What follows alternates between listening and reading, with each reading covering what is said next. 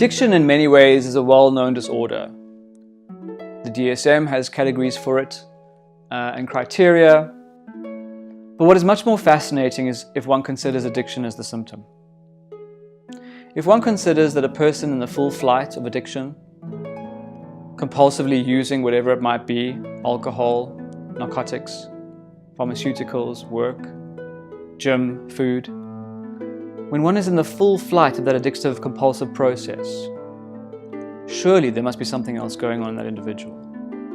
If one starts reframing one's understanding from addiction as a disorder to one of symptomology, all sorts of wonderful things start to happen.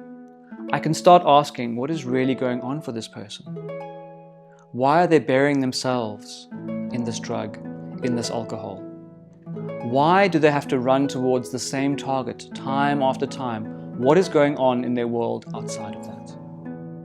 In many ways, we consider addiction a disorder because if we can just stop the drinking, if we can just stop the drugging, all will be well. But we know from so many cases that simply isn't true.